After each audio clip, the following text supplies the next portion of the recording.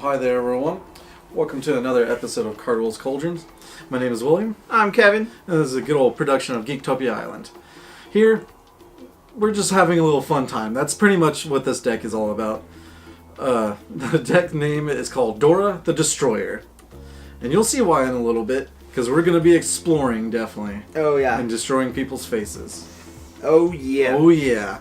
Now, this deck would literally be physically built if the main card in it didn't jump up to $15 the first week and then slowly settle to $10. Yeah. It's Jadelight Ranger, of course, the first creature we're going to talk about. Real good. Yeah, she's good. I thought pre-sales was like $3. I was like, it'll go down. No one's going to play her. I was pretty much wrong on that. Everyone jumped on this lady. And she explores twice. Her nickname is Dora. That's why we're going to be going with it. Yeah, I mean, she's even got the overalls on. Yeah, let's go. I think she even has a little friend too that's lighting the way for her. Yeah, Dora. Swipey, no swipey. That's just it. Dora the Ranger. You know. So basically, what she does comes into play, explores twice. She's a 2/1 that can be a 3/2 or a 4/3, or gets you 2 lands or 2/1. So there's just a lot of synergies with that. And She's super good. Oh yeah, the first synergy is a Wildgrowth Walker. This guy seemed a little silly when he first came out, just in the Exelon. We're like, yeah, it's pretty blah. But now, since you can explore all the time, I think he's pretty good. He's pretty good. He's a 1/3 for 2, and whenever you explore, you put a counter on him, and you gain 3 life. Like, that's nothing to shun away from. Is 3. 1, okay. 2, good. 3 is like, jeez. Yeah, I mean, every time you explore, you get you gain a lightning strike or a lightning bolt. It seems bolt. good. Yeah. And if you explore, he gets out of burn range real quick. If you're able to. Oh yeah. Do turn 2 this guy, turn 3 Jadelight Ranger. Jadelight Ranger. You gain 6. He's yeah. He's a 3/5. Yeah, 3 mana. You get a 3/5, and you gain 6 life. Yeah. Great. It's pretty cute. And you have a Jadelight Ranger. It could be a 4/3. Awesome. Yeah. Seems good. It's pretty awesome. All right, the next little guy. Yeah. I like it. A Merfolk Branchwalker. Yeah, he's actually popping up in all the Jund decks or green-red monster decks. 2/1, he explores. That's good. He could be a 3/2 for 2, which is not too bad. Yeah. Oh yeah. Yeah. The explore mechanic is kind of rough at first, but it's starting to settle out pretty hard. I like it. Oh yeah, I guess we should explain that mechanic. So when you explore, you reveal top card of your library. If it's a land, put it in your hand. If it's not, you can put it in the graveyard or keep it on top. And then that creature gets a 1/1 counter. So it's pretty good value. That's pretty much what it says. Explorer's value. Yeah, you're either getting a little dude with an extra land, or you're just getting a bigger dude. Yeah. And, yeah, pretty much. The smaller amount of what we have is Tishana's Wayfinder. Basically the good vanilla explore card from the first set. Mm-hmm. But it's a 3-drop, 2/2 that explores. It could be a 3/3. And I only because there's not as much explore cards just in green. Yeah. So I had to use a couple of her. So not too bad. It's still good. Not it's nothing crazy, but I mean on turn 3 you're gonna want to drop a Jadelight Ranger over her. But yeah, exactly. I mean we gotta do what we gotta do. Yeah. Or you want to drop this little dude. This dude's pretty cute. Yeah. Wayward Swordtooth.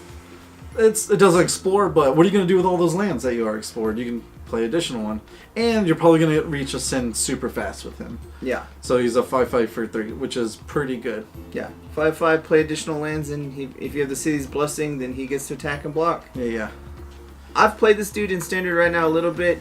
He's a little iffy, weird. Yeah, but he could be really cool if he's played right, but I'm just not sure yet. We're hopefully you can play him late game or hopefully real soon. So turn 3 this. Then if you draw in a Jadelight Ranger, you draw 2 extra lands and you just plop them down, and then you can play another creature after that.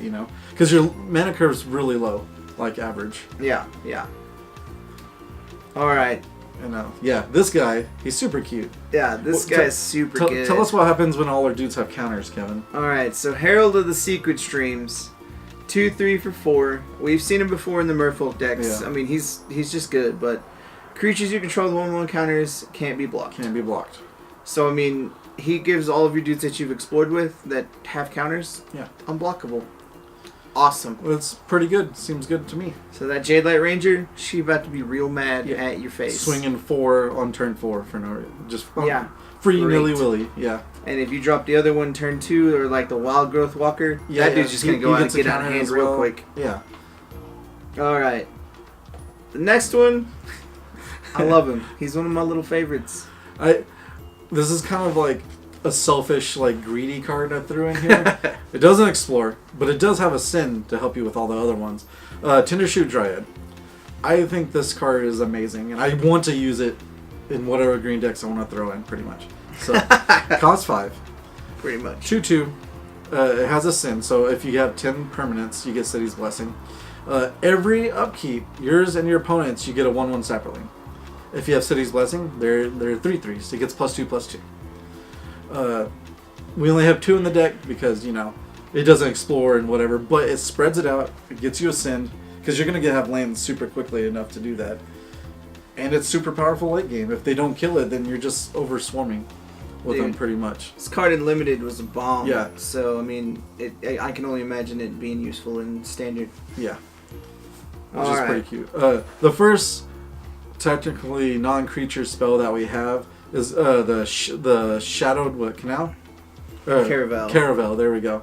It's a 2-drop vehicle that super sucked, but whenever you explore, put a 1/1 counter on it, which is really good. So turn 2, you plop it down. Turn 3, Jadelight Ranger. You explore twice, tap it. Now you have it swinging for 4/4 on turn 3. Yeah, because it crews for 2. So regardless of what you hit with Jadelight Ranger, you're going to be able to crew it. And pretty much everything in your deck will crew it. Yeah, and there's no stipulation on if your Explore dude has to get a counter. It's just when it explores. Yeah. When the Explorer triggers, no matter what, it gets a counter. Yeah, so it's going to be a lot more useful now. Yeah. And since gets a counter, Herald of Secret Streams pushes it through. Yeah. It gets bigger and unblockable. So, like, the dream scenario, right? So, you get Branchwalker, turn 2. Turn 2, Shadowed Caravel. Turn 3, Jadelight Ranger. Twice, you get put 2 counters. Tap it, swing for 4. Turn 4, you play Herald of Secret Streams. You tap him to crew Caravelle, and you swing 8. Like, unblockable. So that's pretty good. That's kind of a dream scenario there. Yeah, that is very dream scenario, but I like it. I do. And set up your other creatures that don't have counters, like the Dryad, Herald of Secret Streams, the Swordtooth, is Enter the Unknown. It's a 1-drop thing that says you explore. Target creature explores, and then you can play additional land this turn. I have been testing it out with the other deck that I presented on here. It's not as strong as I want it to be, but maybe it's because it was only in that deck, which was like mid-range plus. Mm-hmm. Since it's a little more aggro, I can see it being better. Yeah. The next one we got is it's one of the Planeswalkers. Yep. Nissa, Steward of Elements. She's just really good. She's Value Town. As you explore to get the lands out of the way, you can pump her to scry and be able to hit your triggers like you want. Because you scry 2 with her +1. So you're like, okay, we'll set this up, play whatever you want that explores and get the counters, or get your extra lands that you want out of the way. Mm-hmm. Stuff like that. She just helps you set up pretty well. And if you get to Ultimate, that's good too. Swinging for 10 in the air is awesome. And her zero ability is reveal the top card, then put it into play. So let's say you explore, there's a creature on top. Then you're like, 0, I can put that into play for free and explore again and whatnot. Mm-hmm. So just Value Town with this whole deck. I like it. Yeah. I mean, we got the necessary evils. I mean, everybody has them. Yeah, you play blue, so you gotta throw in some counters in. We got Essence Scatter, counter target creature spell. Yeah, especially around us, it's literally just creature decks, mid-range and up, or aggro, or just whatever. All the strong cards right now are creatures. Scarab God, Hazaret, just Glorybringer. Just get them out of there. Yeah. And with Essence Scatter also comes Disallow. Yep. 2 blue and 1, counter target spell, activated ability, or triggered ability. Yep. It's just simple, good stuff, pretty much. Yeah. And the last card, it's one of Cardwell's favorites. I'm going to let him talk about it. Madonnas Climb, cost 3, blue, green, colorless. At the beginning of your combat step, put a 1/1 counter on target dude. So that also helps with the Dryad and all the other stuff. When a creature has 3 or more counters on it, you get to flip it. And the name on that card is, basically it turns into a land that taps for any color, and you can pay 3. Colorless, blue, green, tap it, target dude gets flying, and +X, which is X is its power. So you pump all these dudes up, and then you flip this thing on the turn, you can probably win. Or whatever. And all those dudes are unblockable, because why not? Yeah, exactly. So it's just super simple. With the Climb, you could even just spread out your counters throughout your dudes until you're ready to flip it. Yeah, it's so good. The fact that it starts at your combat step is super value. Because no matter what turn you play it on, it's going to get a counter. Mm-hmm. The creature's going to get a counter. Alright, so what do we got for land, Cardwell? Land's super simple. It's blue-green, so we're doing 23, so we want 1 Field of Ruin, 4 of the Botanical Sanctums, and then 9 of Forest and Island. Simple stuff. Yeah. The only doubles you have is Jadelight Ranger and Disallow, which shouldn't be that hard at all to get. It's real simple on the lands, but I think that's what this deck needs to do, because, I mean, you cap out at like 5, and that's if you play Tendershoot Dryad. Otherwise, you cap out at 4. Yeah, exactly. And then, other than that, you're just throwing down lands for... You can probably put some more utility lands, but right now, I don't see the need for that. Yeah. And then what do we got on the sideboard? Sideboard, this is going to be a continuation of every single sideboard I ever play. Silent Gravestone, 1 drop. I don't see anyone using it on streams or whatever. It's just... It stops what's popular right now. Mm-hmm. Cards in the graveyards can be a target of spells and abilities. So God's Feral Gift, Scarab God, suck it. Just get out of there.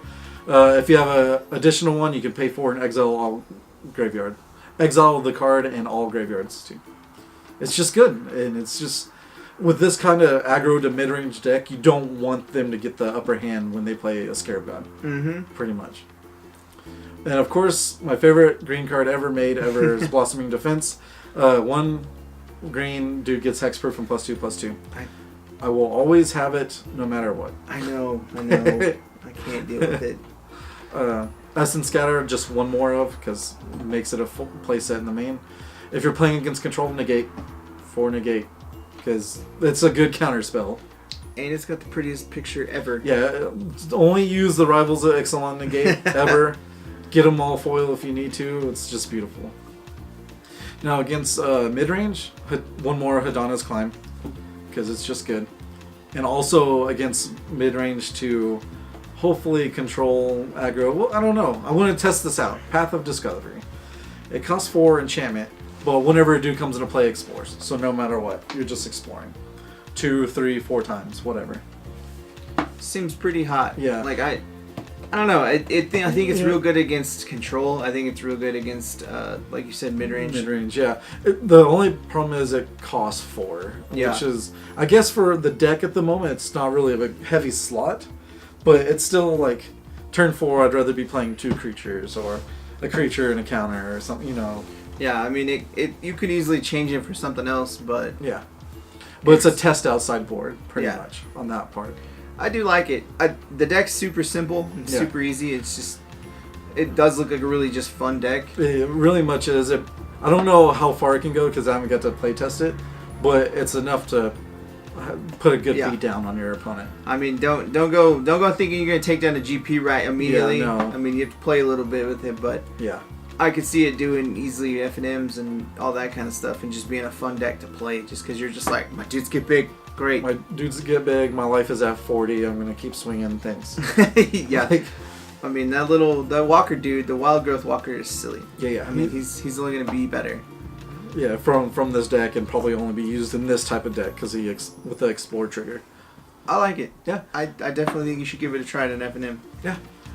If I can get the Jadelight Rangers, because they're in town, they're gone. I'll have to order them online probably. They're really expensive. But I will try to build this deck as well and see how it goes. A recent deck that I've been also messing around with is the Dino deck that we talked about. I changed it up a little bit. Super solid. Like, top 8 contender completely. Awesome. Opposite of this one, which is super fun. I don't know. The other one seems really fun too. Don't get me wrong. It's fun. Like I said, that's why it's called Dora the Destroyer, because hopefully you're going to be exploring and killing your opponents. He's always got the clever names. Oh, that's old school Magic. Yeah. There was no just like Mardu Vehicle. It was like a cool little name that you can just throw in there. Oh yeah. Yeah.